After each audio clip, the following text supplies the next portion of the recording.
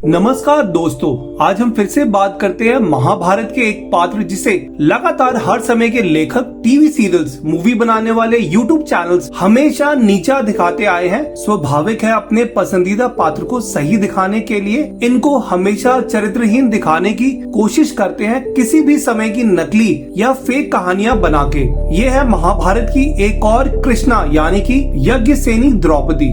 TV serials तो पहले ही इनके चरित्र को बहुत नीचे दिखा चुके हैं, चाहे बी.आर. चोपड़ा महाभारत हो या फेक टीवी सीरियल सूर्यपुत्र कर्ण या रीसेंट टाइम का कृष्ण अर्जुन का था। सिर्फ एक ही टीवी सीरियल रहा है स्टार प्लस महाभारत, जिसने द्रौपदी के पात्र से सही तरह से न्याय करा था। पर आज के समय के यूट्यूब चैनल द्रौपदी के नाम पे कुछ भी बता या दिखा रहे होते हैं, जिसका प्रमाणित महाभारत की पुस्तक से कोई भी लेना देना नहीं है। सिर्फ उत्तेजक थंबनेल और नकली कथा बता के द्रौपदी का चरित्र हनन करने की कोशिश करते हैं। ज्यादातर इसमें वह होते हैं जो किसी भी तरह की उत्तेजक कथा का यूज करते हुए ज्यादा व्यूज लेने की कोशिश करते हैं, और उसमें कुछ वह होते हैं जो जानबूझ के इन सब कहानियों का मेंशन करते हैं अपने पसंदीदा पात्र को ऊपर दिखाने के लिए। दोस्तों, वामपंथी लेखक जिनका लिटरेचर या साहित्य पे पूरा दबदबा रहा है, इनकी भी ये पात्र कोई फेवरेट या पसंदीदा नहीं है। कारण साफ है, द्रौपदी हिंदू धर्म की पंच कन्या में से एक है, तो वामपंथी इस तरह की किसी भी पात्र का महिमा मंडन क्यों करेंगे। दोस्तों, ये ठीक वही एग्जाम्पल है जो मैंने अर्जुन वाले वीडियो में दिया था, क्योंकि जैसे श्री कृष्ण और महादेव अर्जुन के साथ थे, इसलिए वामपंथी लेखकों को अर्जुन का किरदार बिल्कुल पसंद नहीं आता। उनको हमेशा महिमा मंडित करने के लिए पात्र में कुछ विक्टिम कार्ड होना चाहिए, और दूसरा जिससे वह हिंदू धर्म को क्षति पहुंचा सके। तभी इनके फेवरेट पात्र चाहे आज के जमाने के पत्थरबाज या नक्सली हो, पुराने जमाने के इतिहास के वह पात्र जिनको विक्टिम दिखा सकते हैं और इनके जीवन में बहुत बार छल हुआ, ऐसा कुछ दिखा के लोगों की सिंपैथी बटोरी जा सके। दोस्तों, अब हम आते हैं द्रौपदी के कर्ण से प्यार की कहानी पे, जो आज के टाइम के so called mythology writers Devdutt Pattanaik की जया में या चित्रा बनर्जी ने पैलेस ऑफ इल्यूजन में दिखाया गया है, और दर्शक को ऐसा ही लगता है कि ऐसा कुछ तो हुआ होगा। इनके लिए ये सब पौराणिक प्रेरणा का स्वरूप जम्बुल आख्यान की मनगढ़ंत लोक कथा का उदाहरण लेके आता है। दोस्तों, आज से ठीक 5 साल पहले इंटरनेट पे मैंने ही वीडियो बनाया था कि ये कहानी बिल्कुल फेक है। द्रौपदी और कर्ण में कोई प्रेम नहीं था, और ये दोनों किरदार एक दूसरे के दुश्मन ही रहे होंगे। महाभारत पे लिखी हुई और चर्चित काल्पनिक पुस्तक मृत्युंजय और रंगामुजम में भी द्रौपदी के पात्र को बहुत खराब तरह से दिखाया गया है। दूसरा, अंधे का पुत्र अंधा। इस बी.आर. चोपड़ा महाभारत का सबसे बड़े सीन को सभी लोग महाभारत की एक तरह से मेन कारण मानते हैं या प्रमुख वजह मानते हैं। सबसे पहली बात, महाभारत की किसी भी प्रमाणित पुस्तक में इस तरह का कोई भी शब्द जो द्रौपदी ने बोला हो, इसका कोई मेंशन नहीं है। इस पे मैं पहले ही एक डिटेल में वीडियो बना चुका हूँ। जैसा बोला जाता है कि झूठ को बहुत बार बोला जाए तो वो सच बन जाता है, वैसे ये सीन हर टीवी सीरियल का एक तरह से कल्ट सीन बन गया है। चाहे KMG महाभारत हो, गीता प्रेस हो, बोरी क्रिटिकल एडिशन हो, इस तरह से द्रौपदी का कोई बोला हुआ शब्द अंधे का पुत्र अंधा नहीं है। हाँ दोस्तों, पर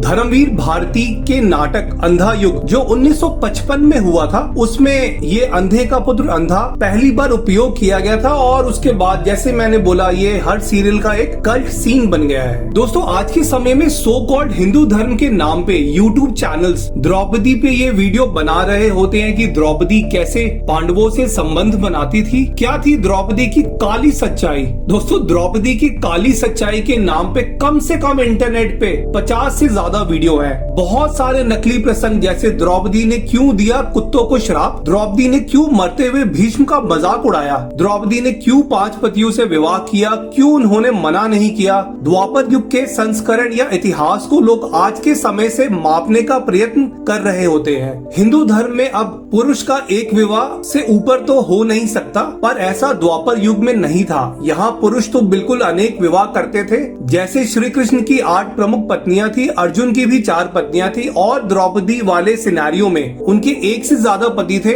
उनको जटिला नाम की महिला जिनके 7 पति थे और मरीषा नाम की स्त्री का उदाहरण दिया गया है महाभारत के शब्दों में। नारद, वेद व्यास जी, खुद श्री कृष्ण इस विवाह संबंध के खिलाफ नहीं थे, तो आज के कलयुग के लोगों के बोलने से क्या हो जाएगा। महाभारत में वेद व्यास के शब्दों में क्लियर है कि द्रौपदी विवाह के समय प्रसन्न थी और उन्होंने अपने विवाहित रिश्ते को सच्चाई से निभाया। महादेव के पिछले जन्म के वरदान से भी द्रौपदी की कथा को एक अलौकिक शक्ति मिलती है और तर्क बनता है 5 पति के होने का। द्रौपदी कैसे संबंध बनाती थी, यहाँ किसके साथ कितना समय गुजारती थी, इसमें महाभारत में कोई ज्यादा प्रकाश नहीं डाला गया है। इसलिए सभी कहानियां जो इस तरह की हैं, द्रौपदी के संबंध से लेकर उनकी सुहाग रात तक, सब पूरी तरह से फेक है। और ना ही ऐसी कोई बात थी कि द्रौपदी के अलावा कोई भी अन्य रानी इंद्रप्रस्थ में नहीं रहेगी। सिर्फ दोस्तों इतना मेंशन है कि जब वह एक भाई के साथ होंगी तब दूसरा भाई वहाँ उपस्थित नहीं होगा। द्रौपदी अपने हाथों से संत महात्माओं को दान दिया करती थी। पांडवों के कुरुक्षेत्र के युद्ध के उपरांत अश्वमेध यज्ञ में द्रौपदी को प्रमुख सम्मान प्राप्त हुआ था।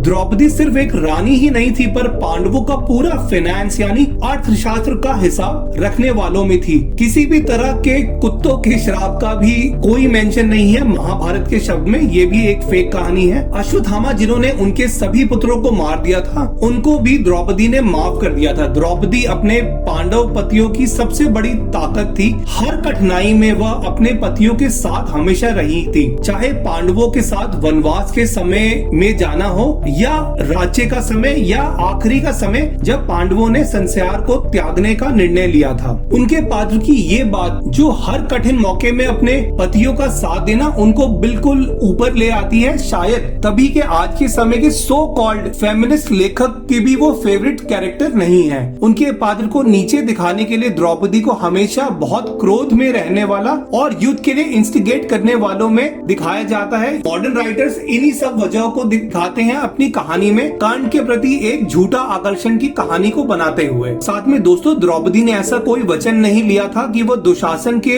रक्त से अपने बालों को धोएंगी। ये भी एक फेक कहानी है जिसका कोई भी मेंशन किसी प्रमाणिक पुस्तक में नहीं है। याद रखें महाभारत के युद्ध क्षेत्र से स्त्रियां बहुत दूर थी। द्यूतसभा में आखिरी में द्रौपदी ने 2 वरदानों से पांडवों को गुलामी से मुक्त करवाया था। द्रौपदी ने श्री कृष्ण को बोल के कि उनसे बुरा व्यवहार करने वाले सारे युद्ध में उनके पतियों के हाथों मारे जाएंगे और श्री कृष्ण ने ऐसा ही उनको वचन दिया, ऐसा ही युद्ध में करवाया। दोस्तों अब हम आते हैं द्रौपदी स्वयंवर में कर्ण को सूतपुत्र बोल के रोक देने का मेंशन सिर्फ 4-5 मैन्युस्क्रिप्ट या मनुस्मृतियों में से है। टोटल 1259 महाभारत के ऊपर लिखी गई मनुस्मृति या मैन्युस्क्रिप्ट में से। तभी बोरी क्रिटिकल एडिशन में इसको हटा दिया गया है और उसमें क्लियर बताया गया है कि कर्ण मिस कर गए थे टारगेट को। लेकिन टीवी सीरियल्स इस सीन को अंधे का पुत्र अंधा बालों को रक्त से धोना की तरह अमर बना दिया है ताकि कहानी में ठीक तरीके से मसाले जोड़े जा सके। ये सारे सीन दिखाते हैं कि युद्ध द्रौपदी की वजह से हुआ था, पर ध्यान रखा जाए कि लाक्षागृह में पांडवों को जलाने का षड्यंत्र या भीम को विष देना,